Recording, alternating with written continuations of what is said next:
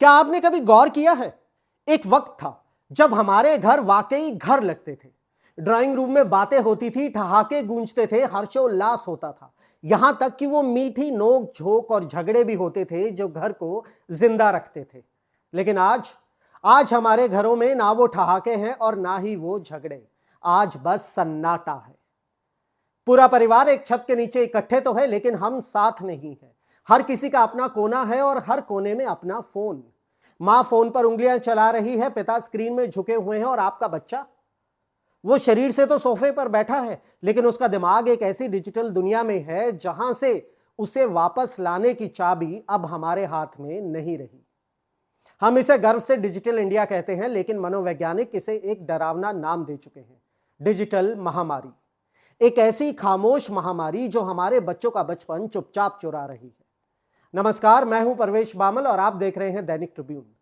आज हम बात करेंगे उस देश की जिसने इस महामारी की वैक्सीन खोज ली है।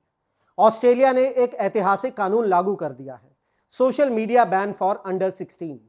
वहां अब 16 साल से छोटे बच्चों के लिए सोशल मीडिया गैर कानूनी है। लेकिन सवाल ऑस्ट्रेलिया का नहीं है। सवाल यह है कि क्या भारत, जहां दुनिया के सबसे ज्यादा बच्चे रहते हैं, इस खतरे की घंटी को सुन पा रहा है? शायद आप सोच रहे होंगे, अरे मेरा बच्चा तो बहुत छोटा है, उसे क्या खतरा। तो यह रिपोर्ट आपकी नींद उड़ाने के लिए काफी है। एम्स रायपुर ने हाल ही में भारत के बच्चों पर एक चौंकाने वाली रिसर्च की। डॉक्टर्स ने पाया कि भारत में 5 साल से छोटे बच्चे, जिन्हें अभी क से कबूतर लिखना भी नहीं आता, वो दिन में औसतन 2.2 घंटे मोबाइल स्क्रीन पर बिता रहे हैं।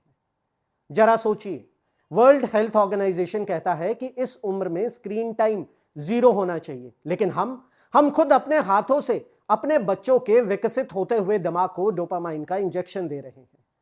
एक्सपर्ट्स इसे रीवायरिंग ऑफ चाइल्डहुड कहते हैं। नतीजा आपके सामने है, बच्चों में बोलने में देरी, चिड़चिड़ापन और अटेंशन स्पैन का पूरी तरह खत्म हो जाना। हम एक ऐसी पीढ़ी तैयार कर रहे हैं जो 30 सेकंड से ज्यादा किसी चीज पर ध्यान नहीं दे सकती। और यह सिर्फ बच्चों की गलती नहीं है, ये हर भारतीय घर की लड़ाई बन चुकी है। भारत के सबसे बड़े कम्युनिटी प्लेटफॉर्म लोकल सर्कल्स ने 2024 में जब देश के 300 जिलों में सर्वे किया तो एक कड़वा सच सामने आया। शहरी भारत के 61% माता पिता ने यह माना कि उनके बच्चे सोशल मीडिया और इंटरनेट के एडिक्टेड हो चुके हैं। इसी सर्वे में 58% पेरेंट्स ने कहा कि फोन ना मिलने पर उनके बच्चे आक्रामक हो जाते हैं। खाना तब तक नहीं खाया जाता जब तक सामने यूट्यूब ना चल रहा हो। और यह सब सिर्फ आदत नहीं रही, ये एक नशा बन चुका है। और दुख की बात यह है कि इस नशे की सप्लाई हम खुद अपने बच्चों को कर रहे हैं। लेकिन लत से भी बड़ा एक खतरा है जिस पर हम बात करने से डरते हैं, और वो है सुरक्षा। NCRB, national crime records bureau का 2023 का डेटा देखिए। भारत में बच्चों के खिलाफ होने वाले साइबर क्राइम्स में 9.2% की बढ़ोतरी हुई है। लेकिन यह सिर्फ नंबर नहीं है, यह हमारे बच्चों की सिस्कियां हैं। अपराधी अब स्कूल के गेट पर नहीं खड़े होते, वो आपके बच्चे की फ्रेंड रिक्वेस्ट में छिपे बैठे हैं। इसे ऑनलाइन ग्रूमिंग कहते हैं।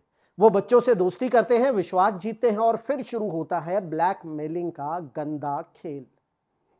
मैकेफे की 2022 की रिपोर्ट कहती है कि 85% भारतीय बच्चे कभी ना कभी साइबर बुलिंग का शिकार हुए, और यह पूरी दुनिया में सबसे ज्यादा है। और 2025 की रिपोर्ट में एआई के दुष्प्रभाव का भी जिक्र किया गया है। हमारा इंटरनेट बच्चों के लिए कोई प्लेग्राउंड नहीं है, यह एक ओपन जंगल है जहां कोई नियम नहीं है। अब आप कहेंगे, इसके लिए सरकार क्या करे? मां बाप को ध्यान देना चाहिए। यह तर्क सुनने में अच्छा लगता है, लेकिन हकीकत में यह फेल हो चुका है। आप एक अकेले माता पिता हैं। आपका मुकाबला सिलिकॉन वैली के हजारों इंजीनियर्स, सुपर कंप्यूटर्स और आर्टिफिशियल इंटेलिजेंस से है, जिनका एक ही मकसद है, आपके बच्चे को स्क्रीन से चिपकाए रखना। यह लड़ाई बराबरी की नहीं है, इसलिए ऑस्ट्रेलिया ने दखल दिया। वहां के नए कानून ने साफ कर दिया है कि जिम्मेदारी माता पिता की नहीं, बल्कि अरबों डॉलर कमाने वाली इन कंपनियों की है। अब उन्हें फेस स्कैन और आईडी चेक से साबित करना होगा कि यूजर बच्चा नहीं है। अगर वो फेल हुए तो 320 करोड़ का जुर्माना। ऑस्ट्रेलिया के इस कदम को देखकर बस यही कहा जा सकता है कि निश्चय ही यह आदेश बच्चों को बचपन भोगने का सुअवसर देगा और माता पिता और अभिभावकों को शांति व चैन से जीने का अधिकार। और हम अक्सर कहते हैं कि बच्चे देश का भविष्य हैं, लेकिन आज यह भविष्य 6 इंच की स्क्रीन में कैद होकर रह गया है। भारत के पास दुनिया की सबसे बड़ी युवा आबादी है। यह हमारी ताकत भी हो सकती है और अगर हमने ध्यान नहीं दिया तो हमारी सबसे बड़ी कमजोरी भी। ऑस्ट्रेलिया ने अपने बच्चों के लिए डिजिटल सीट बेल्ट लगा दी है। दैनिक ट्रिब्यून की तरफ से मेरा सवाल आपसे है, क्या हम इंतजार कर रहे हैं कि नुकसान इतना हो जाए कि उसकी भरपाई ना हो पाए, या हम मानेंगे कि अब वक्त आ गया है कि भारत भी एक लक्ष्मण रेखा खींचे? अपनी राय कमेंट्स में जरूर लिखें, क्योंकि यह लड़ाई किसी सरकार की नहीं, यह लड़ाई हमारे और आपके बच्चों के बचपन की। मैं हूं परवेश बामल, दैनिक ट्रिब्यून के लिए। सोचिएगा जरूर।